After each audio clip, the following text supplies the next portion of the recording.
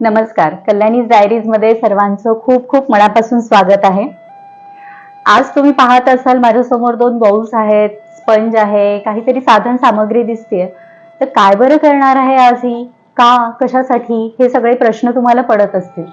चला तर मग या प्रश्नांची उत्तरं शोधूया. तर माझ्याकडे 2 बाउल्स आहेत, 2 स्पंज आहेत. तर या स्पंजचं मी काय करणार आहे, तर या 2 वेगवेगळ्या कलरच्या रंगांमध्ये या स्पंजला डीप करणार आहे. तर काय बरं होईल असं तुम्हाला वाटतं? पहा, काही जादू वगैरे नाही दाखवत आहे. साहजिक आहे, स्पंज पाण्यात गेल्यानंतर तो त्याची क्षमता असेल तितकं पाणी तो शोषून घेणार आहे. एक्झॅक्टली. मलाही आज आपल्या मुलांबद्दल अशाच काही गोष्टी सांगायच्या आहेत. तर त्याच आपण डिस्कस करूया. जसं या स्पंजनी पाणी ऍब्सॉर्ब केलं, तसंच आपली मुलं ज्या वातावरणात राहतात त्या वातावरणातल्या गोष्टी ते ऍब्सॉर्ब करतात. मग एक पालक म्हणून आपली काय जबाबदारी आहे, तर त्यांना हे वातावरण, ज्या वातावरणात ते वाढतात, ज्या वातावरणात त्यांची जडणघडण होते, ते वातावरण त्यांच्यासाठी निरोगी, प्रेरणादायी, उत्साहवर्धक असं असलं पाहिजे. आपण पालक म्हणून आपल्या पाल्याबद्दल खरंच खूप सजग असतो. माझ्या मुलांनी काय केलं पाहिजे, काय नाही केलं पाहिजे, कसं वागलं पाहिजे, कसं नाही वागलं पाहिजे, काय खाल्लं पाहिजे, काय नाही खाल्लं पाहिजे, या सगळ्या गोष्टींवरती आपली नितांत नजर असते. आपण त्याच्याबद्दल खूप सजग असतो. परंतु आपली मुलं आपल्यापेक्षाही जास्त कोणत्या वातावरणात असतात बरं? तर ती असतात त्यांच्या मित्र परिवाराबरोबर. मग ते शाळेत असो, प्लेग्राऊंड मध्ये असो, किंवा वेगवेगळे क्लासेस आहेत, एक्स्ट्रा करिक्युलर ऍक्टिव्हिटीज आहेत, या सगळ्या गोष्टींमधनं ते आपल्यापेक्षाही जास्त कोणासोबत वेळ घालवतात, तर त्यांच्या मित्र परिवाराबद्दल.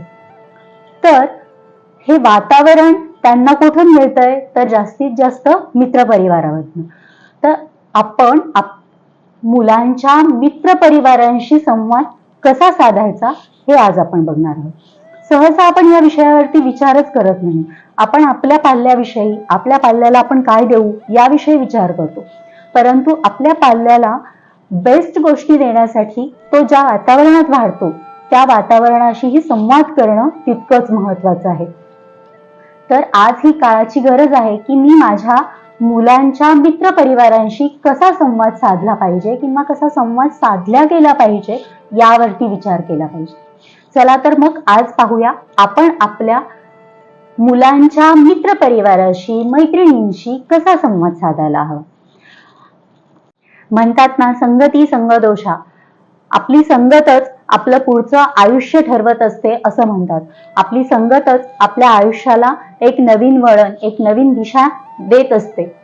तर आपण आपल्या मुलांच्या मित्र परिवारांशी, तो ज्या संगतीत राहतोय, ती ज्या संगतीत राहते त्या मित्र परिवारांशी संवाद साधला पाहिजे, त्यांच्याशी ओळख करून घेतली पाहिजे, त्यांना ते कसे आहेत त्यांच्याबद्दल माहिती करून घेतली पाहिजे.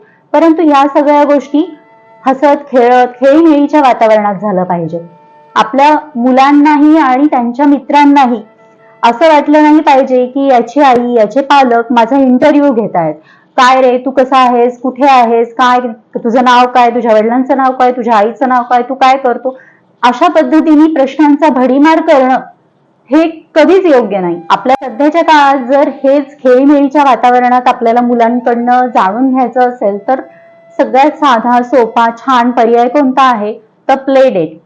आपण आपल्या घरामध्ये प्ले डेट अरेंज करू शकतो. आपल्या मुलांना सांगू शकतो की त्याच्या मित्रांना, त्याच्या मैत्रिणींना घरी बोलव, आपण छान घरामध्ये प्ले डेट अरेंज करूया, त्यांच्यासाठी वेगवेगळी गेम्स अरेंज करा.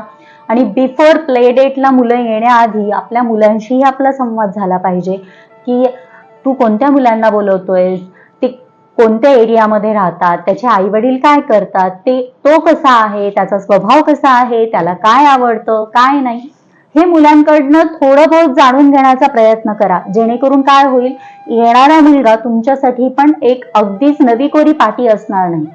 त्याच्यासोबत तुम्हाला संवाद साधणं तितकंच सोपं जाईल. आणि आपल्या मुलांना ही सवय लागेल की माझ्या मित्रांविषयी आई विचारते, बाबा विचारतात, त्यांना माझ्या मित्रांविषयी क्युरिओसिटी आहे, त्यांना माझ्या मित्रांविषयी रिस्पेक्ट वाटतो, हे आपल्या मुलांच्या मनामध्ये भावना रुजवणं ही तितकंच महत्वाचं आहे. जेव्हा आपल्या मुलांच्या सगळ्यात जवळचा पार्ट कोण असतो माहिती का या वयामध्ये, की मित्रपरिवार, त्यानंतर स्कूल टीचर्स, आई वडील तर असतातच, पण यांच्याविषयी जेव्हा आपण आदराने, छान, कुतूहलाने विचारतो, तेव्हा आपल्या मुलांचाही कुठेतरी इगो सॅटिस्फाईड होतो आणि आपली मुलंही बोलती होतात. आणि आजच्या काळात मुलांना बोलतं करणं ही खरोखरच काळाची गरज आहे. अशा पद्धतीने आपण बिफोर प्ले डेट काहीतरी मॅनेजमेंट करू शकतो. घरामध्ये प्ले डेटला जेव्हा मुलं येतील तेव्हा त्यांना त्यांची प्रायव्हसी देऊन आपण त्यांच्यावरती निरीक्षण करायचं आहे, की ती मुलं कशा पद्धतीने वावरतात, काय पद्धतीने बोलतात, काय पद्धतीने वागतात, त्यांचे इंटरेस्ट पॉइंट काय आहेत. आणि हे निरीक्षण करत करत हसत खेळत तुम्ही त्यांच्यासोबत काही गेम्स खेळा, त्यांच्यासोबत मिंगल व्हा आणि त्याबरोबरच तुम्हाला कळेल की त्यांची वागण्याची पद्धत काय आहे, त्यांच्यामध्ये कोणते गुण आहेत, त्यांच्यामध्ये कोणते अवगुण आहेत, कोणत्या गोष्टी तुमच्या मुलांनी त्यांच्याकडनं शिकल्या पाहिजेत किंवा या वातावरणात तो राहिला पाहिजे की नाही राहिला पाहिजे. ह्या सगळ्या गोष्टी जर आपल्याला समजून घ्यायच्या असतील तर आपल्याला त्यांच्या मित्रपरिवारांशी सहज, सोपा, साधा संवाद साधता आला पाहिजे. आणि हा संवाद साधण्यासाठी आपण त्यांना आपल्या जवळ बोलवणं किंवा आपण त्यांच्या जवळ जाणं हे तितकंच महत्वाचं आहे. खाली आपण गार्डन मध्ये मुलांना घेऊन जातो, काही एक्स्ट्रा करिक्युलर ऍक्टिव्हिटीज मध्ये, क्लासेस मध्ये मुलांना घेऊन जातो. तिथेही मुलं जेव्हा भेटतात, त्यांचा मित्रपरिवार जेव्हा भेटतो, तेव्हा त्यांना हसतमुखाने हाय, हॅलो असं ग्रीट करणं, त्यांच्याविषयी बोलणं, नवीन गोष्टी काही झालेल्या असतील त्याविषयी बोलणं, या सगळ्या गोष्टीमधनं काय होतं तर आपण आपल्या मुलांसोबतच त्यांच्या मित्रपरिवारांशीही एक छान रेपो निर्माण करू शकतो. आणि जवळपास आजूबाजूला काय चाललेलं आहे, त्यांच्या शाळेमध्ये काय चाललेलं आहे, क्लासेसमध्ये काय चालू आहे, या गोष्टींचा आपल्याला अंदाज येण्यासाठी, त्यांची मानसिक स्थिती कळण्यासाठी, त्यांना काही प्रॉब्लेम येत आहेत का, त्यांची संगत कशी आहे, हे सगळ्या गोष्टी आपल्याला समजण्यासाठी खूप त्याचा उपयोग होतो. त्यामुळे पहिल्यांदा आपण या गोष्टीवरती पण खूप लक्ष दिलं पाहिजे की आपण आपल्या मुलांच्या मित्रपरिवारांशी कसा संवाद साधतो. आपल्या मुलांच्या मित्रपरिवारांनाही जर आपण त्यांच्या समोर असो तर हेजिटेट झालं नाही पाहिजे. ते त्यांची मतं अगदी मनमोकळे पद्धतीने मांडू शकतील इतका छान रेपो आपण आपल्या मुलांच्या मित्रपरिवारांशी पण जुळवून आणला पाहिजे. त्याच पद्धतीने पीटीएम, पॅरेंट्स टीचर्स मीटिंग, आजकाल सगळ्या शाळांमध्ये पीटीएम होतातच. आणि जसं मोठ्या सिटीजमध्ये बऱ्याच आता सगळीकडेच व्हॅन, स्कूल बस, रिक्षा यांचं प्रमाण जास्त आहे की आपण वेळेअभावी प्रत्येक वेळेस मुलांना शाळेत सोडणं आणणं होत नाही. तर अशामुळे काय होतं की मुलांचा शाळेमधला रेपो आपल्याला कळत नाही, शाळेमधले मित्रमैत्रिणी कोण आहेत ते कळत नाहीत. मग PTM is the best way. प्रत्येक पीटीएम दोन्ही पालकांनी, आई आणि बाबांनी आवर्जून अटेंड करावी असं मी सांगेन. की त्यामुळे काय होतं, एक तर शाळेमध्ये मूल काय वावरतं, त्या शाळेमध्ये त्याचे मित्रपरिवार कोण आहेत, शाळेमध्ये त्याची संगत कशी आहे, काही प्रॉब्लेम येत आहेत का, त्याची सोशल बॉन्डिंग कशी आहे, या सगळ्या गोष्टींवरती डिस्कस करण्यासाठी एक छान प्लॅटफॉर्म आपल्याला मिळतो. तिथे गेल्यानंतर शाळेतली त्याची मित्रमंडळी आपल्याला दिसेल.